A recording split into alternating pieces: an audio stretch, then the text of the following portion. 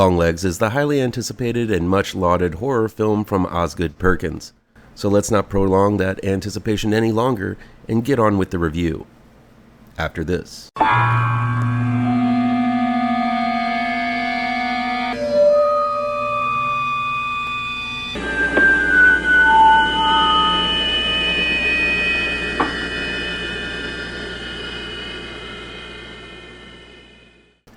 Longlegs is new in theaters this weekend from Neon. It's written and directed by Osgood Perkins. A socially awkward and psychically intuitive FBI agent named Lee Harker, played by Mika Monroe, tries to track down a serial killer named Longlegs, played by Nick Cage, who seems to kill his victims without even entering their homes. The killer somehow has ties to Lee's foggy past. I'm a fan of filmmaker, actor, son of Anthony Perkins, Oz Perkins, though I do know he's not for everyone. His films are often smattered with what some call art house qualities and others call pretentious fluff. So I'm going to understand if you're in the camp of not getting or downright loathing Longlegs. It doesn't follow convention, and if your idea of horror is of the more traditional, forward-shooting Blumhouse style, this film will frustrate the hell out of you. That said, since I do like this sort of thing, where all of the answers are not spelled out, and there's a vague oddity about everything, I dug Longlegs quite a bit. While it attempts to tell a straightforward detective serial killer tale, it does keep you guessing pretty much from the get-go, and leaves you scratching your head and wishing you didn't do so many whippets that one time in high school and had a few more brain cells left to figure this one out. Perkins is a master at mood in all of his films, and prevalent in Longlegs. He makes a simply made but meticulously plotted stoic scene nightmarish. One may say the themes and the way he communicates them suggest that Perkins' films all occur in the same cinematic universe.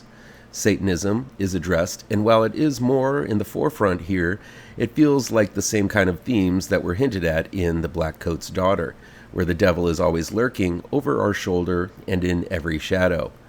Perkins communicates this through images and shadowy figures looming in the background.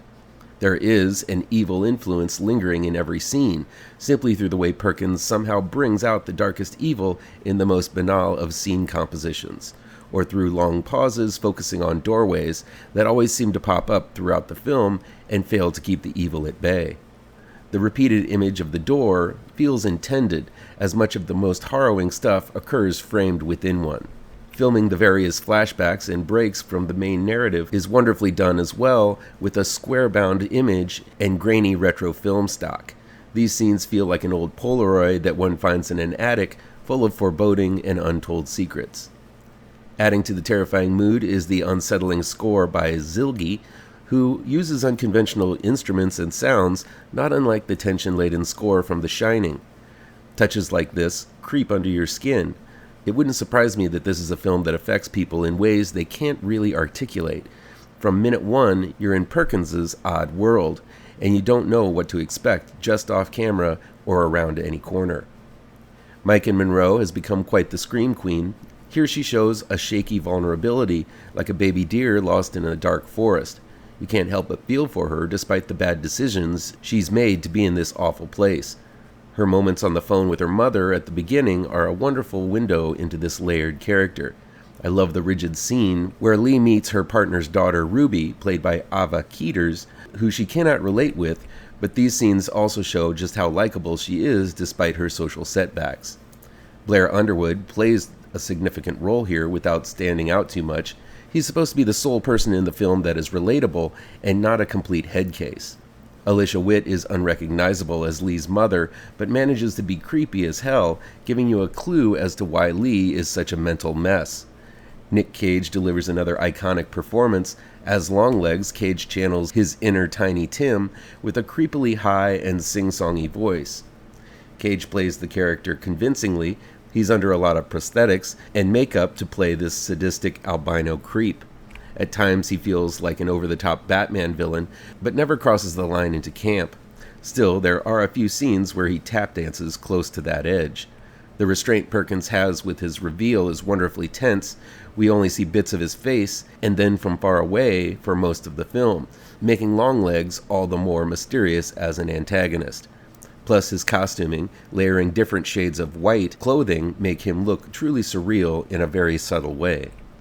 There's a sequence I feel would have been better shown earlier rather than later in the movie that would have helped explain why Lee, this meek, shivering, and awkward character, would have been chosen to be in the FBI in the first place. The scene comes early on, but not early enough, as Lee is given a test to examine her psychic abilities. I didn't want to have Lee's partner Carter, played by Blair Underwood, simply explain it in clunky exposition, but I feel if that test would have been interspersed with the opening credits, it would have given the crucial info as well as to why the hell Lee is in the FBI in the first place in a more natural way. Instead, that fact and a few others, like the facts that Longlegs is a Satan worshiper and parts of Lee's past, are rather clunkily revealed through dialogue. This leads to an especially convenient climax that is quite predictable to everyone but the main characters. It's moments like this that qualify Longlegs as just shy of perfect. Longlegs is a patient thriller that will horrify you in ways you might have difficulty identifying. This is a subliminal and subtle horror. While there are some straight-up terrifying scenes of gore, shock, and carnage, the scariest stuff is in the periphery and better noticed after multiple viewings, I imagine. I definitely will be seeing it again. If you're a fan of Perkins's previous movies, this feels like his most mature and accomplished one he's done yet, while still playing in his familiar sandbox. But be forewarned, this is not a mainstream horror movie. Please do me a favor and punch that like button down below. Share this video with all of your social media addicted pals. Click subscribe to this channel and ring that bell for notifications.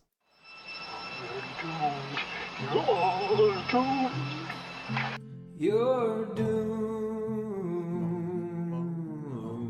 to live the life you're meant to be, stuck inside